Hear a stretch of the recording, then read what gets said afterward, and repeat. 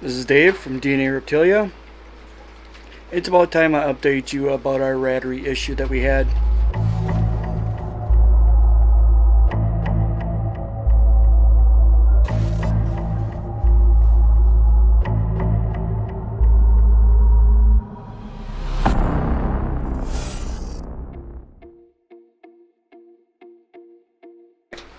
This is Dave again. Thanks for coming back.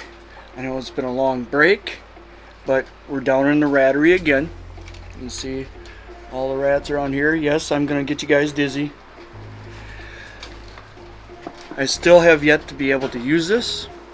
It sucks because right after I built this big tub system, which I got better, for the growouts, I haven't been able to use it. That sucked because we had a virus run through, if you were paying attention before. A couple months ago, right around Christmas time, it all started. We started losing adult rats. Just 3 or 4 of them one day. Next day it was like 5 of them. And the day after that it was like, now they're like 4 or 5, and I wasn't keeping track then, but it started being really suspicious. Once I started keeping track, I was up to 35 adult rats just gone. That was within like 4 or 5 days. So I'm like, okay, yeah, there is something up. I had rodent customers at the time. I told them, come get live rodents, that what you need, and I told them also that there's gonna be an issue for a couple months. I won't be able to provide live rodents for you guys anymore. I'll do my best at frozen. I'll buy frozen rats, bring them here. Since most of my customers only had like 4 or 5 a week, I was able to provide them. I still got a loss, but I was able to provide for my customers yet.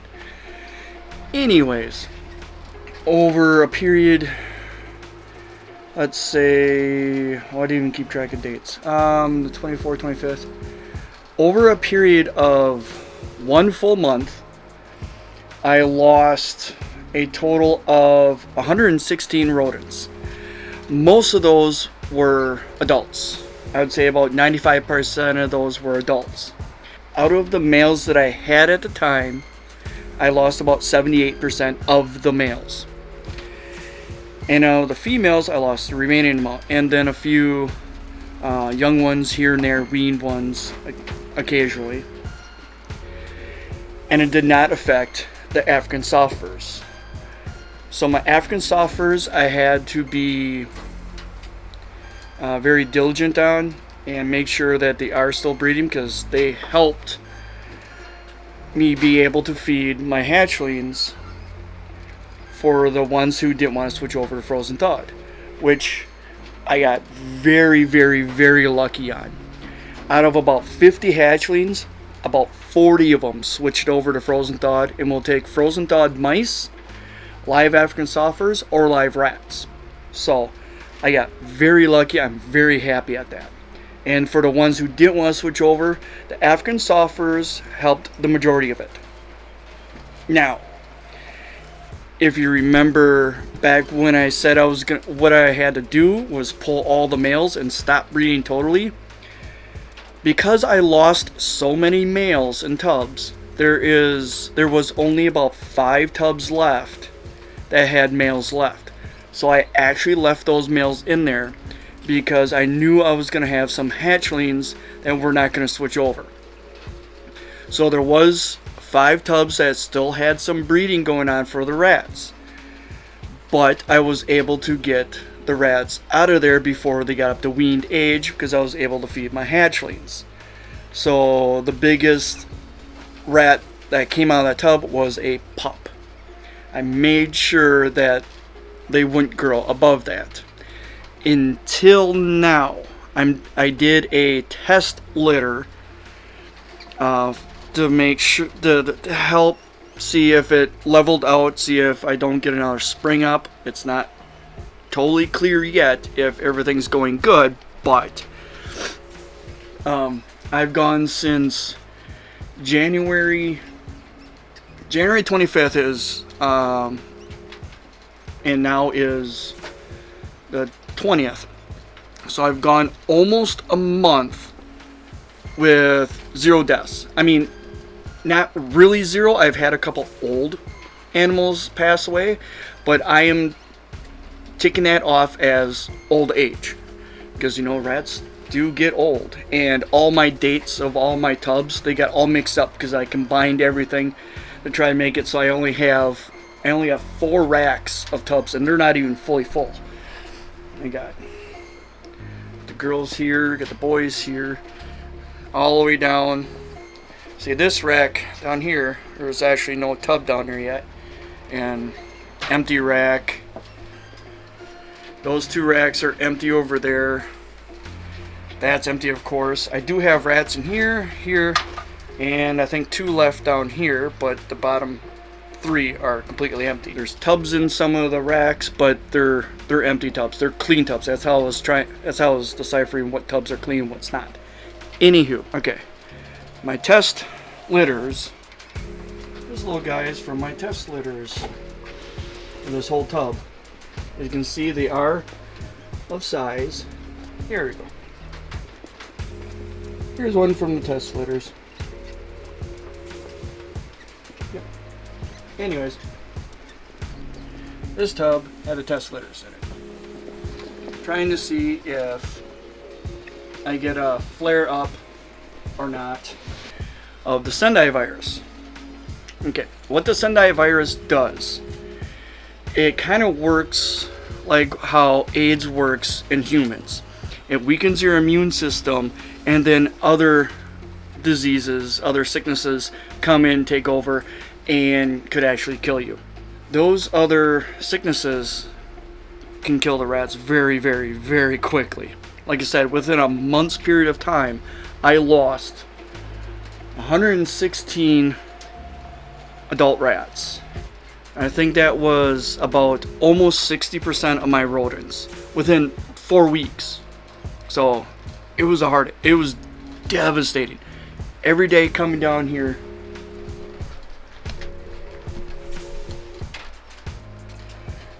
okay, what is it? Every day coming down here, starting at 35, one day, 2 day was 15. So I was sick in there. I was up to 50, then 9 one day, 3 another day. What was that? That's 6, 9, 3. A 2-day run of 9, 2. I was like, yay, it's getting better. Then I come down, there's 10. Then I have a 1. Then I have another 1. I'm like, yes. Then I started keeping track of the dates, because once I start hitting zeros, multiple zeros, that's when I start a clock. Then a 0 there, then 2, then 1. That sucks. And I started seeing another 0, 4, 2. What is that? A 0, 1, 1. You know, then a 2, 0, 0, 0. Then I just started racking zeros. I did have a loss there, but that was an older adult, so I'm still striking that up as just being old age. What I have learned from this: A, if you're selling your rodents to other people, make sure you're in good standings with them, and make sure your communication is really good with them. Number 2, make sure you put away some of that money that you're getting from selling rodents to other customers. Make sure you're putting some of that away, just in case if you have a heartache like this that I had, that you have money for frozen thawed rats for your snakes, or that you do have money set aside for rodent feed for the next couple months out without any issues, or bedding. It's like I'm finally down to 3 bags of food now, which will still last me probably another 2 weeks because I lost half my rats.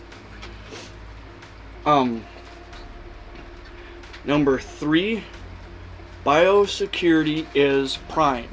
If anyone has their own pet rats or their own rattery, or goes to another rattery before you or goes to another rattery after you, make sure they know about biosecurity.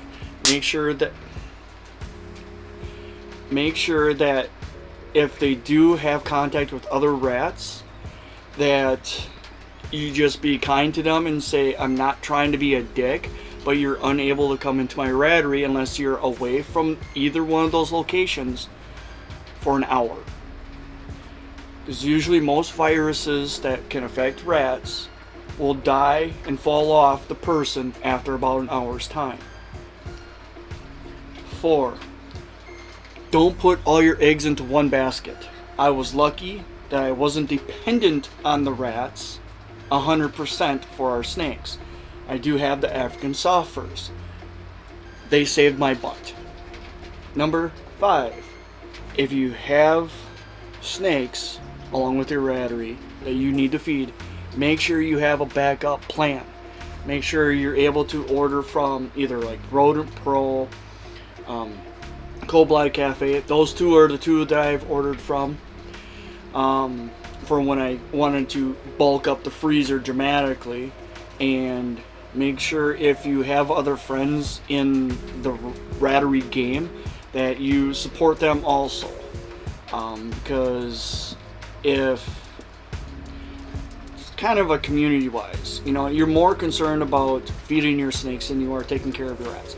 But if you do go to another Rattery, even if it's your friend's Rattery, A, take a shower before you go, change your clothes.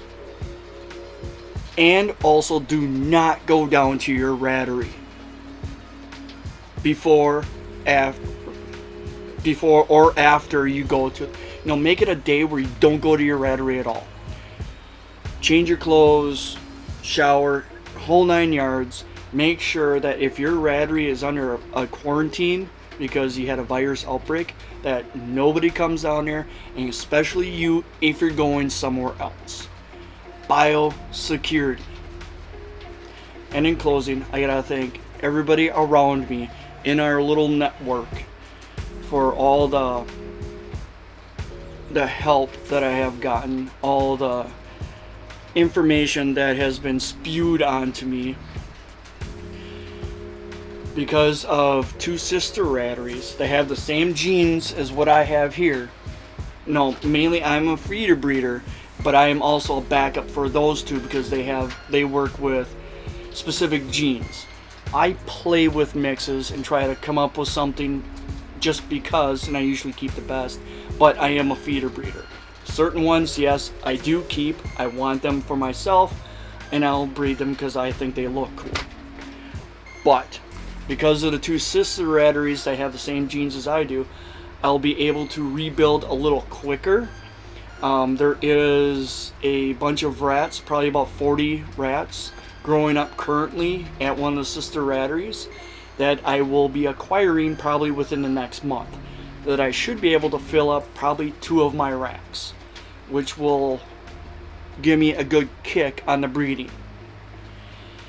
And in those 2 racks, I'm going to try a different way of breeding. So I'm kind of thankful for what has happened in a way. Because I've wanted to try this type of breeding for a while, and I wanted to see if it worked. I wanted to do a male rotation. I have racks that are 5 tall, put a male in the top tub for 2 weeks, and then every 2 weeks bring him down. By the time he goes back up to the top, the litters should have been born and grown up to at least almost a small in size, and they'll be completely out of there. It'll just be the moms in there. So I'm going to try that in the first 2 racks, do a male rotation down, and see how consistent, and I know it's going to be consistent, duh, that's the reason why I'm going to do it. I'm going to see the output. I want to see if the output is more than what it was when I just had a male in every tub. From all the support from you guys and everybody else around me, thank you. And we will rebuild the colony that we once had and probably increase that more. Please like, share, follow along on our adventures. We greatly appreciate it. And there will be more to come. Till next time.